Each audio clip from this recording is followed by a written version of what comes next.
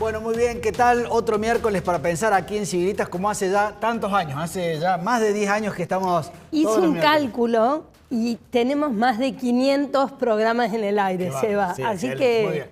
Bueno, muy bien, estamos en la semana previa a las elecciones, no vamos a tomar partido aquí porque somos una institución civil, simplemente decimos qué interesante cómo el presidente Milei ha puesto como una dualidad, que es en este momento el debate de fondo, aunque no ha tenido tanto despliegue, la verdad, pero entre aquellos que piensan que la solución puede venir del Estado, es el partido del Estado, como llama Javier Milei, y aquellos otros que dicen apostemos por la libertad, por la iniciativa privada, por la sociedad civil, por la comunidad. Menos Estado, más libertad, y hay otros que dicen no, más Estado, menos libertad. Y en la avenida del medio, aquellos que dicen tanto mercado como sea posible, tanto Estado como sea necesario, que bueno, algunos lo podrán ver como una virtud y otros como nosotros que podemos verlo como un ni fu ni fa, digamos, o sea, ni chicha ni limonada. Bueno, hoy vamos a tratar lo que al parecer son dos temas que no tienen nada que ver, pero tienen ese punto en común. Cuando el Estado mete la mano, se llama el título, y es por un lado los incendios. Incendios en Córdoba que nos tuvieron en vilo porque allí los Condoritos, donde nacen muchos de los ríos que después alimentan a la provincia de Córdoba, bueno, incendiándose por un caso que vamos a analizar. Bueno, y hemos traído a un amigo, y además un especialista, una persona que conoce mucho de los Condoritos porque tiene allí campo, como es Becerra, como es... Francisco Becerra, pero que son productores de hace más de 100 años, claro. Ahí. Yo digo, zapatero de sus zapatos, eso realmente mucho. Son expertos en ese lugar. Bueno, y allí vamos a ver cuando el Estado intenta proteger un área y hay que ver si realmente la termina protegiendo o al final del día la desprotege, digamos.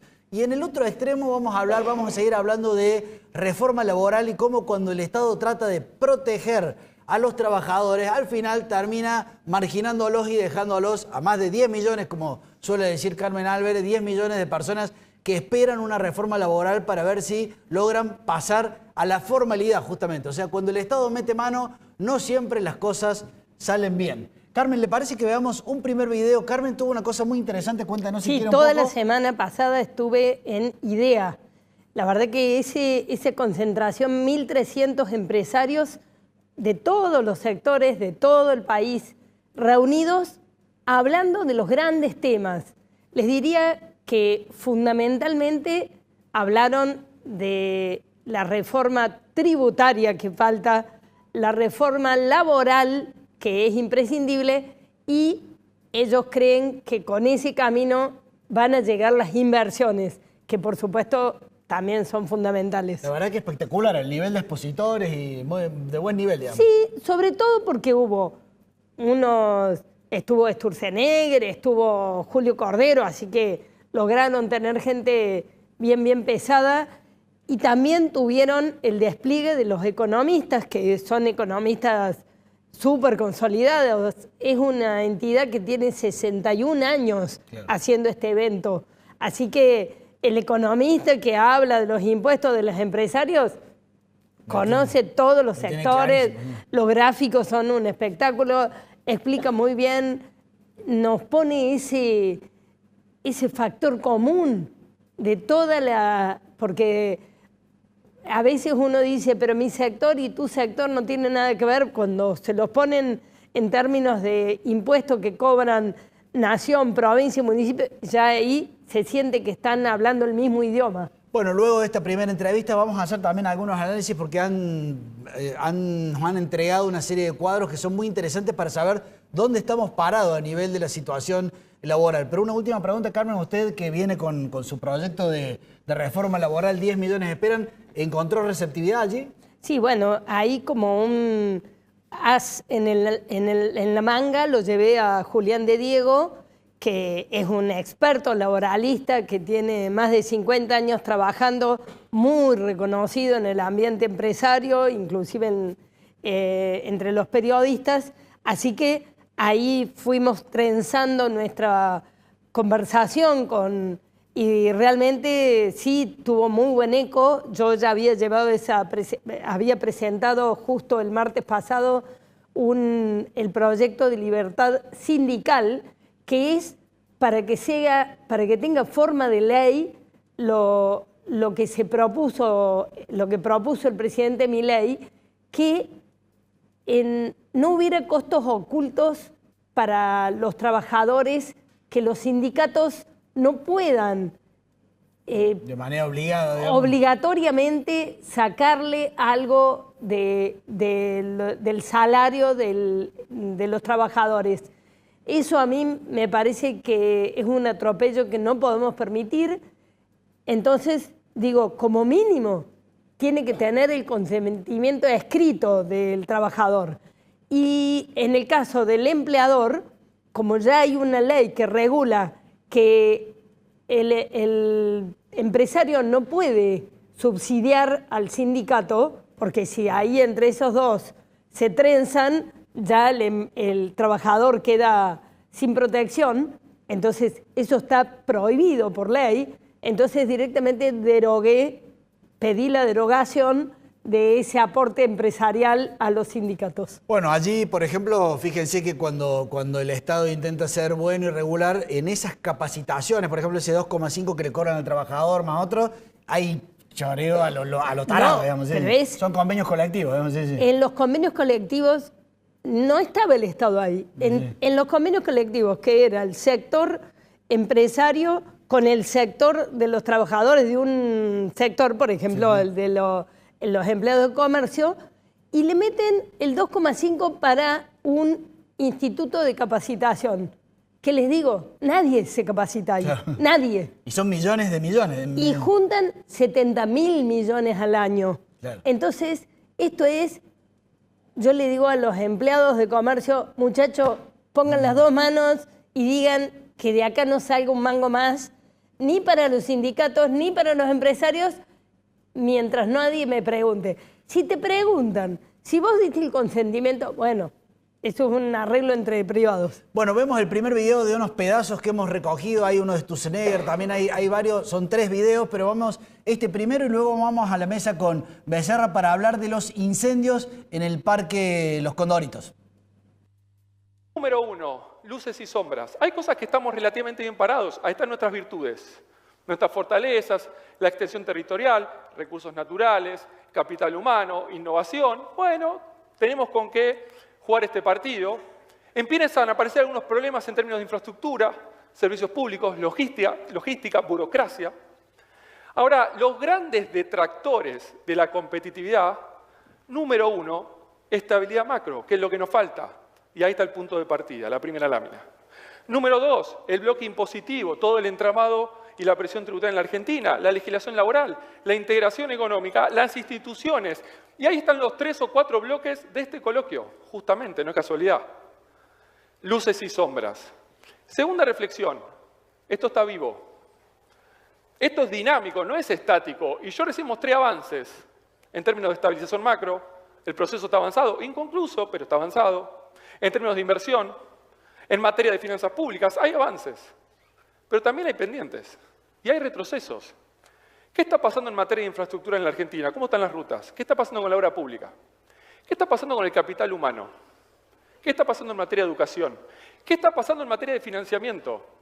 Hay avances, pero hay pendientes y hay retrocesos y todo esto está vivo. Número 3, digamos, acá, obviamente, todos los factores, cada uno de estos inciden, cada uno es en menor medida o en mayor. Bueno, muy bien. Como decíamos en el arranque, vamos a ir de un lado al otro, de lo laboral a los incendios, porque hay un común denominador que es cuando el Estado se mete, digamos. En este caso, Becerra, gracias por venir. Francisco o Pancho, inclusive. Yo le digo por el apellido, pero conozco.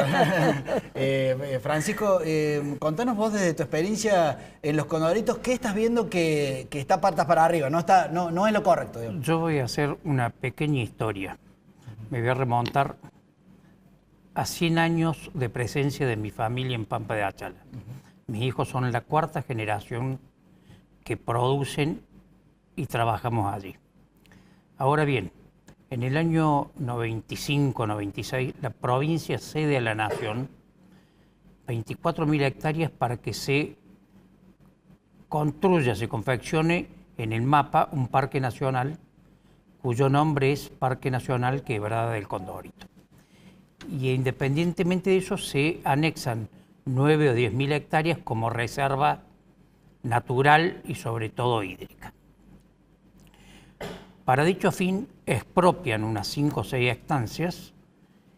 Me consta.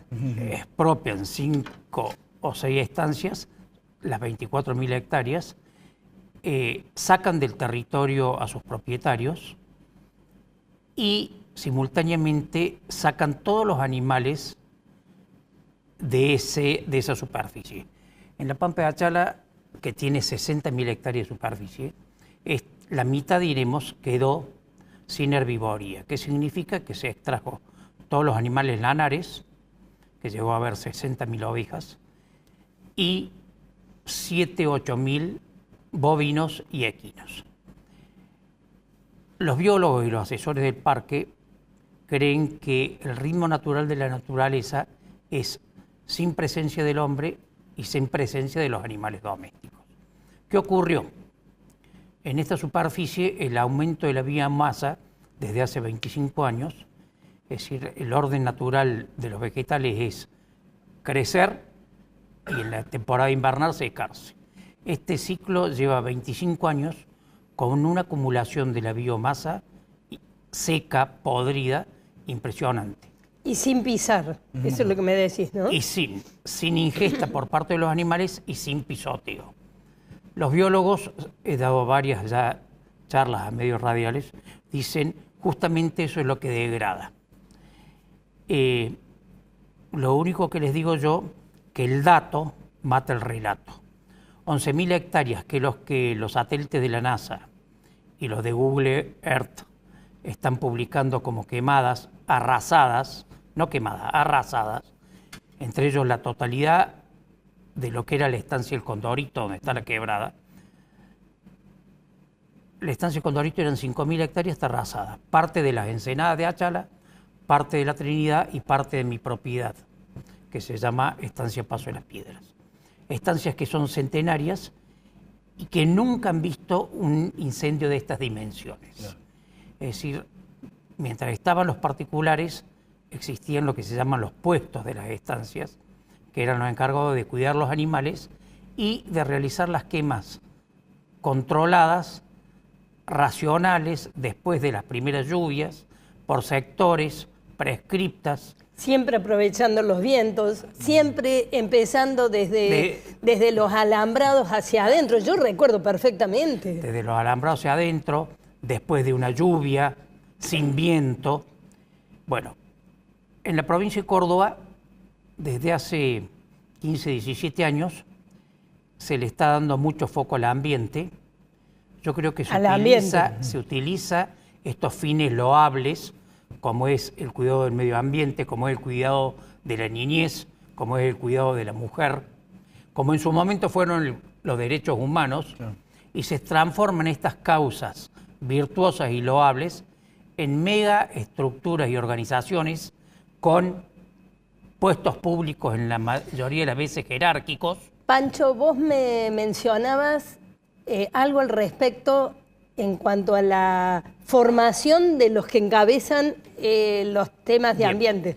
Te completo la idea. Se forman megaestructuras, ministerios con secretarías, con automóviles, con cuentas corrientes, con teléfonos, con móviles, y lo que menos se cuide es el ambiente. No. El ejemplo es, en este caso, en este incendio había aviones hidrantes, helicópteros, 200 móviles de TAC, bomberos, policía, y el fuego llegó prácticamente hasta donde tenía que llegar. Principalmente todos estos organismos, megaestructuras, tienden a combatir las consecuencias y nunca las causas. No. Las causas son el aumento de la biomasa seca, la falta de herbivoría, la despoblación con todo lo que implica socialmente. Pampa de Achala tenía 400 habitantes de manera estable, y hoy no llegan a 40. Entonces, el pretender que la naturaleza se regule a sí mismo termina en esos desastres. Como te digo, en 120 años nunca se han quemado más de 11.000 hectáreas en un incendio. Como preguntaba Carmen, ¿estamos hablando de impericia o estamos hablando de distorsiones ideológicas, digamos? Distorsiones ideológicas tendenciosas. En el caso del Ministerio de Ambiente y Economía Circular de Córdoba, tiene 5 o 6 secretarías: Policía Ambiental, Ordenamiento Territorial, manejo de cuencas hídricas. Y vos Manejo de fuego, seguramente. Manejo del fuego. Yo me voy a referir a la ley de fuego y a la ley de ordenamiento territorial. Y vos ves que hay un ministerio con una persona a la cabeza que se llama Victoria Flores. Ella es abogada, es decir, no tiene ninguna formación biológica ni ambiental. Y sus secretarías, que son 5 o 6, Secretaría de Cuencas Hídricas, Secretaría de Ordenamiento Territorial. A mí me gustaría dejarles como tarea que investiguemos a ver qué formación biológica tienen los 5 o 6 secretarios responsables de cada secretaría. Qué formación de grado y qué posgrado tienen en áreas biológicas. Yo puedo ser bueno, yo soy médico veterinario y tengo un magíster en biotecnologías. Pero si a mí me nombran director de la fábrica militar de aviones, desde el primer día que yo acepto asumir en un puesto por eso, estoy robándole al erario público y a la población. Claramente. Es decir, puedo ser muy capaz en mi área, pero sumamente incapaz en temas que no conozco. Claramente. ¿Qué está pasando con ambiente? Eso. Claro. En todas las secretarías y en la dirección de ANIMA son aguantaderos políticos. Mencionabas recién del fuego porque querés hacer una aclaración sobre el manejo del fuego. La ley. La ley de fuego de la provincia de Córdoba, que fue en la gobernación de la Sota promulgada, prohíbe terminantemente y taxativamente todo tipo de quema, ni prescripta, ni con bomberos, ni anunciada, ni en temporada adecuada. Se prohíbe el fuego. ¿Qué ha hecho esto? Que el manejo del fuego, que es milenario, no se puede hacer, y entonces el riesgo de incendios por carecer de contrafuegos es latente, porque sigue latente. Claro. Se quemaron 11.000 hectáreas, pero el parque y la reserva tienen 30 y pico mil. Claro. Pero aparte, ¿cuántas se han quemado? Se han quemado 100.000 el año pasado. No, 900.000 hectáreas. En las sierras, digo. Desde la ley de fuego promulgada por la Sota, la provincia de Córdoba tiene arrasadas más de 900.000 hectáreas. Es decir, todo lo que se pretendió con el ordenamiento territorial, poniéndolo como en áreas rojas, donde no puede haber intervención humana, y con la ley de fuego, todo lo que se pretendió en los últimos 15 años proteger, todo ha sido arrasado por el fuego. Es decir, justo al revés. Mata relato. Si tuvieras que, y con esto terminamos, perdón por los tiempos televisivos, pero si tuvieras que darnos una reflexión a ciudadanos que estamos atentos a esto que vos estás diciendo, marcarnos un foco, ¿dónde tenemos que insistir, digamos? En el año 2002 yo estuve en la quemazón del Parque Nacional de Sydney, 70.000 hectáreas más los suburbios de Sydney. El mismo sistema, expropiación y erradicar toda la herbivoría. En California, en el Parque Punta Reyes, ocurrió exactamente lo mismo. En Yellowstone, lo mismo. En España, los Alcornocales, Parque Nacional Alcornocales y Aracena, ocurrió lo mismo. Hoy, Estados Unidos tiene un sistema por el cual está solicitando a los productores ganaderos que introduzcan sus animales estacionalmente en los parques nacionales. Hay un organismo del Estado creado para tal fin, es decir, permitir que los ganaderos retornen a los parques en estaciones apropiadas para justamente bajar la biomasa, pisotearla, ingerirla. El mejor bombero es la vaca o el bicho que camina. En España hay varios videos dando vuelta, sobre todo con la trashumancia. La trashumancia son esos pastores que les impidieron ir a los alcornocales, a los bosques de bellota, a la Aracena, que eran pastizales y bosques de altura. Les impedían porque circulaban por los pueblos, porque perseguían el beneficio de los ganaderos. Hoy día están tratando de que ese método milenario de producción vuelva a instaurarse. Muy bueno, muchas gracias, Francisco. Bueno, Francisco. Y me quedo con lo que él decía, porque claro, las causas manipuladas mal, digamos, fíjense lo que ha pasado con el tema del género y demás, y ahora estamos diciendo, no, por favor, tenés hijos, digamos, porque han bajado 40%. Cuando la distorsión ideológica se mete, produce estragos. Gracias, Francisco. Si les parece, vamos a ir a un segundo video donde rescatamos un poco de lo que también hablaba Sturzenegger en el coloquio de hoy día, y después con Carmen vamos a hacer algunos comentarios aquí en piso. A ver. Tenemos que pasar. Bueno, me voy quedando sin tiempo.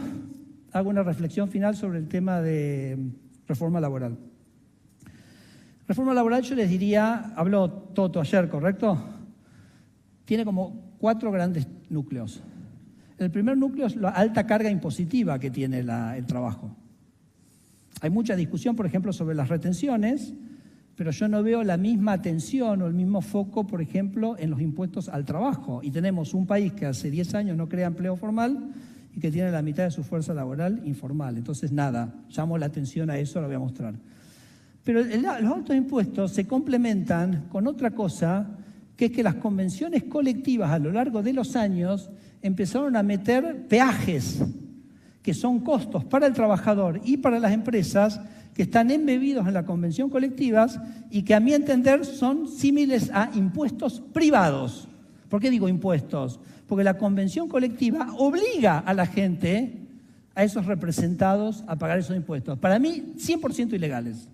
Entonces les quiero mostrar un poquito sobre eso. Hicimos un decreto que es el 149-25, que básicamente prohibió estos impuestos obligatorios o compulsivos.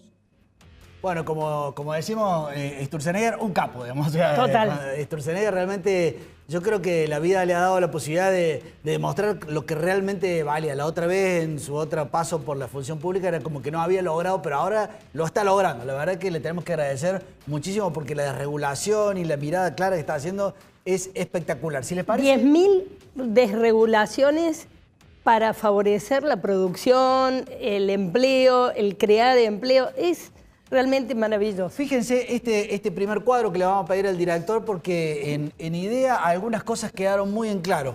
Al señor director, en el primer cuadro, fíjense en este primer cuadro que estamos viendo, en donde a lo largo de tantos años, que son los años que están abajo, solamente un 3%, desde el año 2012 al 2025, un 3% de creación de empleo privado. ¡Dios mío! Por favor, ¿qué pasó? Y sin embargo, el empleo público creció el 34%, los Schiaretti de la vida, los Giorgione de la vida, digamos, que crean que secretaría, agencia y no sé qué, allí tenemos el resultado, 34% más de empleados públicos y en cambio de empleado privado formal solamente un 3%. Y en la siguiente placa, fíjense que tenemos, muy interesante los datos que han dado desde IDEA. En la siguiente, si le parece, señor director. Bueno, aquí tenemos el privado, pero en la siguiente así vemos.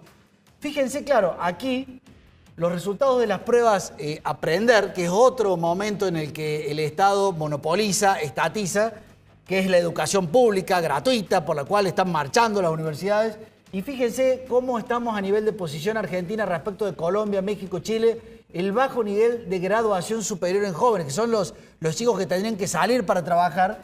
Y en este lado, el primario, de lo cual ya hablamos alguna vez, cómo del 2013 al 2024, la gente que está por debajo del nivel básico de lo que es lectura y matemática, cada vez está más alto. Entonces, fíjense, en el fuego, en la primera mesa, en el trabajo formal, en la educación, cuando el Estado mete la mano, pero sin saber, con mucho populismo y con mucha demagogia, lo único que nos hace es jodernos la vida a los ciudadanos. Creo que hay uno más también muy interesante, si les parece claro. Aquí, mientras tanto, el gasto público, fíjense lo que es. Primero teníamos un nivel del 29-30% allá por 1992, pero ahora estamos en un nivel del 43%, más allá de que ahora lo hemos logrado bajar al 32%. Milei está hablando de bajarlo a un 25%. Es decir que de 10 meses al año solamente trabajemos para el Estado 2 meses y medio. Ahora, hoy, Carmen, yo y vos y usted, trabajamos de 10 meses, 5 meses para el Estado. Una cosa tremenda. Carmen. Yo tengo una perlita muy cortita buscando cuántos empleados públicos hay en la provincia de Córdoba.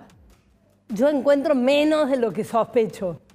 Y resulta que lo que muestran son los que están en planta permanente y no los contratados. Hay una línea de presupuesto que está escondiendo empleo público. Le digo, Seba, todo lo que se nos esconde a los ciudadanos. Sí. Bueno, hay una línea de gastos que no figuran como personal, es el rubro 3.0.0 del presupuesto. Ahí se esconde locación de servicio vía contratos, cooperativas e inclusive algunas empresas. Ese monto lo tenemos que entender bien para saber cuánto empleo público hay. Bueno, fíjese yo que anhelo algún día ser intendente de Córdoba. Formalmente en la Municipalidad de Córdoba hay 12.000 empleados, pero informalmente son 24.000. O sea, hay otros 11.000 que son becarios, monotributistas, gente que ha trabajado los chalequitos azules, que en algún momento va a decir, che, si no me contrataste hago un juicio, digamos. Bueno, en la municipalidad es el famoso 08. Sí, exactamente. Es la locación de servicio que entran todas las cooperativas y todo lo demás. En la provincia es este rubro que se lo conoce como locación de servicio. Por supuesto, no es nada nuevo y existe en todas las provincias. Pero cuando nos dicen que Córdoba se distingue, que tiene la menor carga de empleo público, no es verdad. Es enorme la carga que tenemos.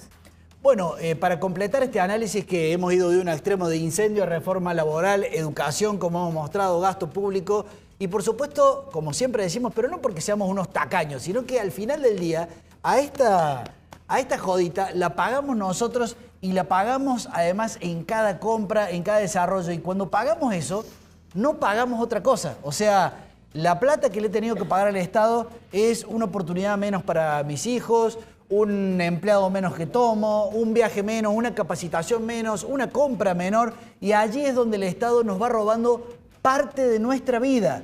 Lo mejor de nuestra vida en una parte se nos va pagándole al Estado. Cuando yo compro una hamburguesa y la mitad de la hamburguesa se la lleva el Estado, bueno, me ha choreado media hamburguesa, para decirlo de alguna manera. Entonces, para terminar, Carmen, porque en este domingo vamos a votar, cuando vayas a votar, no vamos a decir acá a quién tenés que votar, pero sí pensemos, si queremos estar del lado de los partidarios del Estado, que hace 30 años lo están probando y están fracasando, o si queremos estar del lado de la libertad, del lado de, che, ¿por qué no probamos en educación, en reforma laboral, en economía, la posibilidad de darle el protagonismo a la gente y no al Estado? Carmen. Chau, porque se nos acaba el programa. Nos vemos el miércoles que viene ya con noticias de cómo ha terminado la elección del 26, que seguramente va a ser un antes y un después. Nos vemos. No dejen de ir a votar.